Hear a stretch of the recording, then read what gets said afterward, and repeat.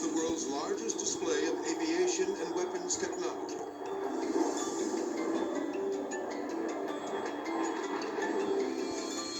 The Russian Sukhoi Su-30 is one of the world's most advanced fighter jets. The pilot and navigator are ready to perform a difficult low-altitude demonstration. The takeoff is perfect. The plane soars through the air with grace and power. Twisting and rolling to the delight of the crowd. The pilot goes into a dangerous flat spin maneuver. A steep nosedive that few are brave enough to attempt. But he's coming down too fast. He can't pull up. Suddenly, disaster.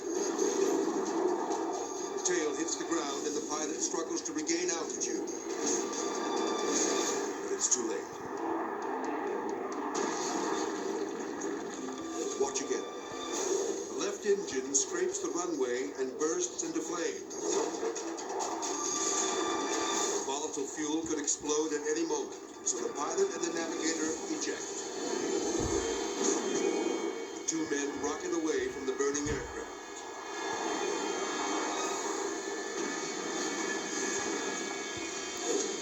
Thankfully, they survived this low-altitude ejection. The men float safely back to Earth. Nearby, the $100 million war machine has been reduced to a pile of flaming wreckage.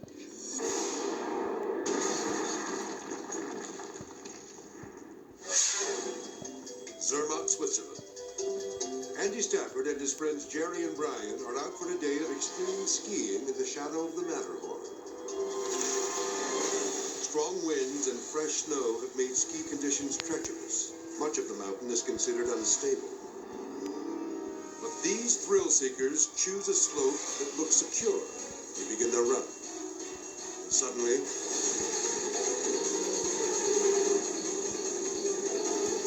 the skiers disappear into 7 million cubic feet of snow as it barrels over them at 80 miles an hour.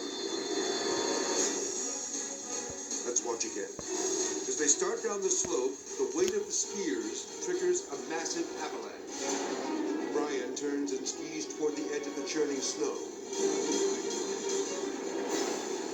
Then his luck runs out and he is buried alive.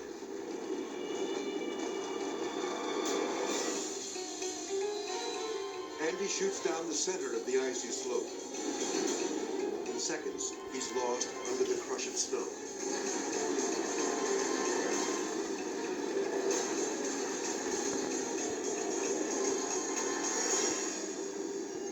Jerry struggles for control, managing to keep his head up as the avalanche rages by. Luckily, he skis onto solid ground. When it stops moving, the snow will set like concrete within 3 seconds. Buried survivors usually have air for no more than 15 minutes. Fortunately, expert Swiss rescuers quickly find the skiers and immediately lift the men to safety. But will they return to the slopes? Yeah, I reckon that one over there will probably... I'm sticking a bump skiing, no more off-piste skiing. These men know how lucky they are to have escaped the icy grip of this killer avalanche.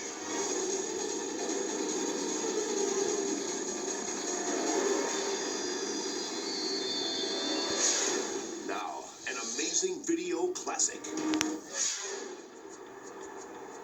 Wilmington, Ohio. State Trooper J. Harold Harker has pulled over 2 men in a truck with expired out-of-state license plates. He approaches the vehicle from the passenger side to avoid traffic on the busy road. So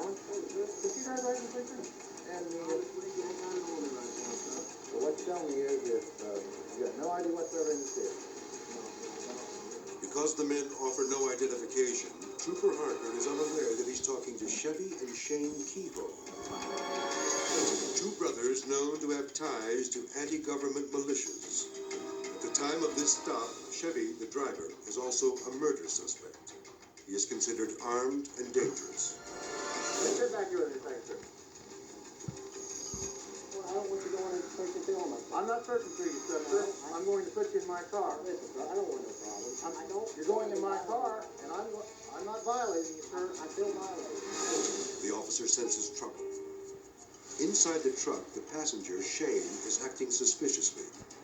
He reaches under the seat and watches the trooper through the side view mirror. Just as Harker is about to call for backup, Deputy Sheriff Robert Gates happens to stop at the scene. I noticed that Trooper Harker was motioning his arms back and forth like he was really having a stern talk with the driver. I felt that the trooper may be having trouble with him, so I thought, well, I'll go ahead and I'll stop. Deputy Gates keeps a sharp eye on the passenger, while Trooper Harker waits patiently for the driver to submit to a weapons search. Now, the choice is yours. What do you want to do, sir?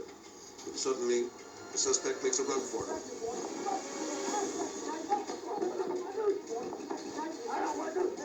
Then, all hell breaks loose.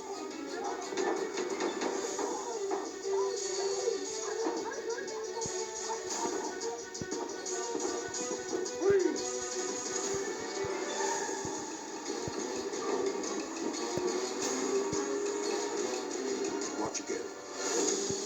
Chevy Kehoe runs back to the truck and tries to escape.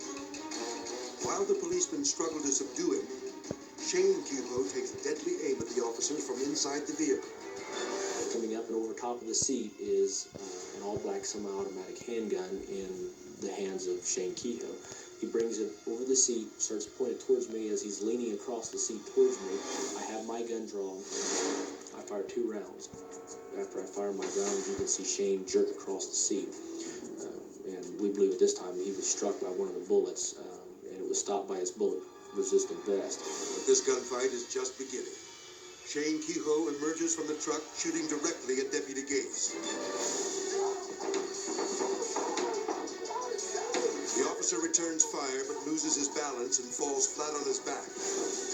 Bullets ricochet off the ground around him. Then, Trooper Harker fires at the suspect from behind the hood of the truck. Now, for the first time ever, Trooper J. Harold Harker talks about his role in the fierce gun battle. I felt comfortable that I had hit him because of the abrupt reaction. I've hunted deer and large game, and I know what a large animal looks like when it's hit. But the wounded suspect refuses to surrender. He bolts from the scene and Deputy Gates chases him. Meanwhile, Chevy Kehoe jumps into the truck and shifts it into gear. The suspect takes off with Trooper Harker hanging on. The officer is dragged several feet before Kehoe slams the door and drives away. Then, a massive manhunt begins. Proceeding in aircraft. The subject in the Suburban has fled the scene. I have another subject down on foot. Shots have been fired. Minutes later, Wilmington Police Officer Robert Martin spots Chevy Kehoe's truck and chases him into the parking lot of the local business. But then, Kehoe opens fire, blasting a bullet directly into the windshield of the patrol car. Then the suspect runs behind the building and vanishes. My bleeding? My bleeding? Okay. What in the record, PD? Shots fired at me. AR-15 rifle.